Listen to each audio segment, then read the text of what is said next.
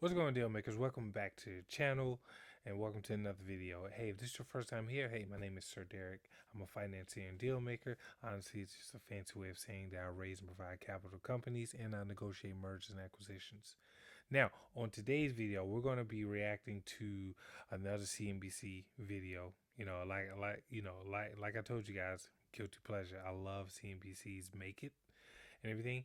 So this lady, don't know who she is, but she has a $400,000 a year side hustle.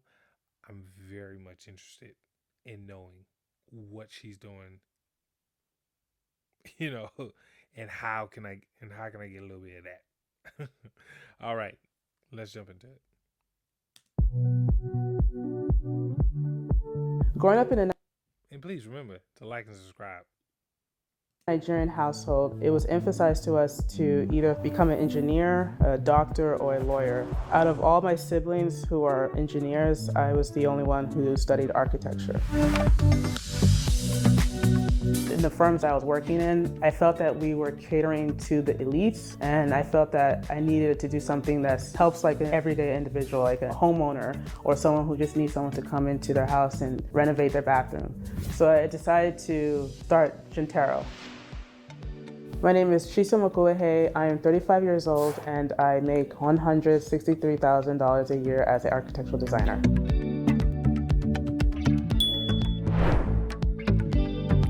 Millennial money.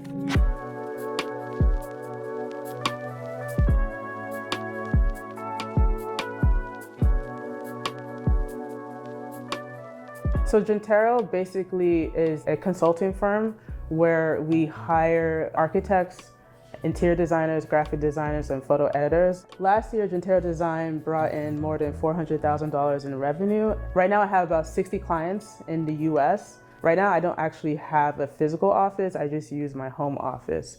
It allowed me to spend more time focusing on client management, social media, marketing, and studying, reading, and spending more time with my family.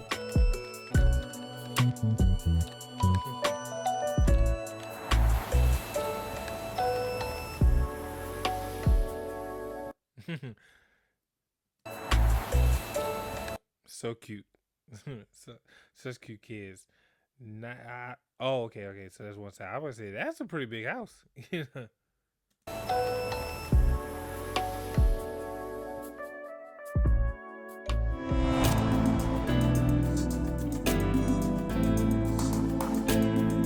So I'm a first generation Nigerian American born and raised in California. In Nigeria, there was a civil war called the Biafra War where they were killing millions of Igbos.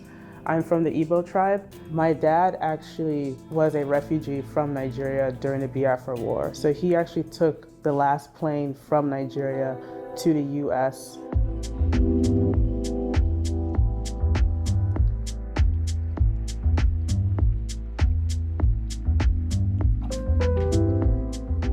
My first architectural job was at Perkins Eastman, which is the largest architectural firm in New York. It was mainly a 9-to-5 job, but as I started to receive more responsibilities, I noticed that I would be doing like a 12-hour shift. I would come home and there was no daylight. I needed a change in lifestyle, so I decided to move to the public sector.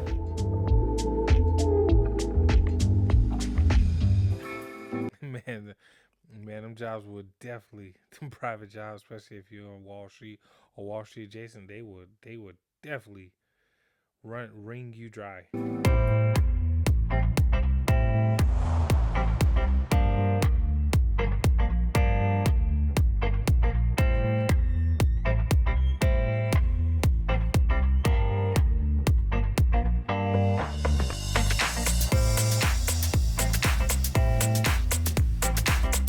So my husband and I, we share a joint account, and the way we approach finances in our household is that he takes care of the investments accounts for himself and our children, and then I take care of the childcare expenses and investments for myself as well. Well, in my household, I just give my wife all our money. It's like, hey, you can take care of it, all that. We both pay for the mortgages because we do have a mortgage on our primary home and the lot that we purchased. And we both also pay for like groceries and utilities.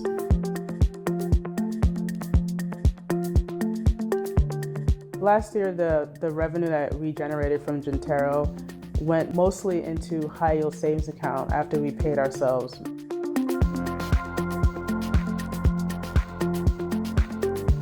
I honestly believe in the idea of living within your means, and I'm also aware that there are taxes that you have to pay. So a lot of the money that I saved was not only for the business, but also for my children and our future goals, and also a separate amount for coming taxes.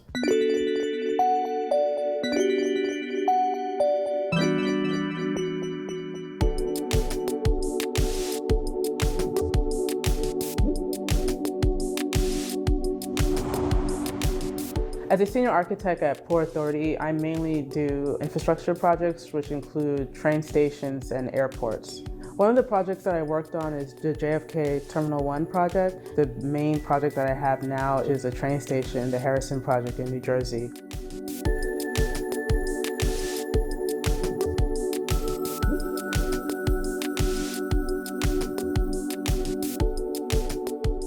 One thing my parents always told me is that if you're going to purchase a home and one of your spouses dies, one of you have to be able to cover the mortgage. At that moment, I felt that my income at Port Authority was not sufficient enough to cover the mortgage. My idea was that, okay, let me take a little project here and there.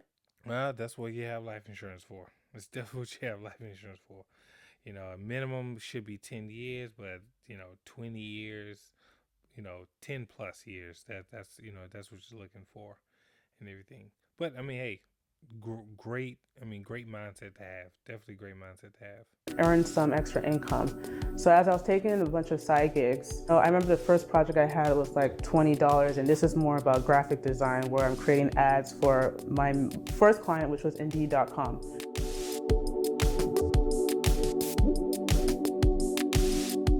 I was doing, let's say, like 70% of the work, and then I will outsource the remaining 30% of the work. But I noticed that it was interfering with most of my time over the weekend because I still had my 9-to-5 job.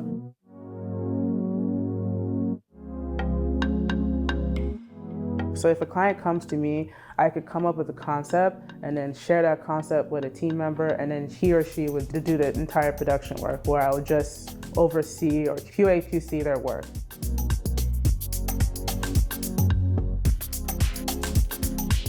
Some architectural firms spend money on renderings, but a lot of times those renderings are very conceptual. I feel that my company is different. It's photorealistic. It actually looks real. So every little thing that you see in the rendering, you can actually go to the store and buy it. And it's also based off your actual dimensions of your space. Nah, those sounds look really good. Nah, definitely when my wife and I building a house. Might be giving her a call.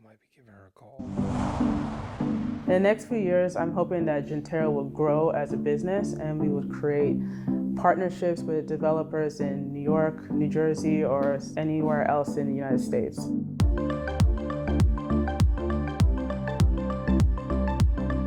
I'm hoping that, my husband and I will be able to build our home in the next year or two. We're planning on traveling more abroad once the children get a little older, and going back to our usual ways of traveling to different countries here and there. My approach to money has drastically changed.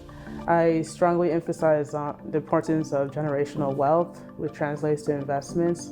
We've been looking into like 529s, 401ks, and then in the future we're going to talk about creating a trust, because our main goal is to create this generational wealth for our children. That's kudos to her. Kudos to her and everything. I think so many times people, especially once you start making a certain amount of money, and because really once you make over $100,000, your lifestyle really doesn't change that much. It doesn't change drastically, right? And I think so many people get caught up in that, and they think that, oh, okay, that's okay, I'm good and everything, right?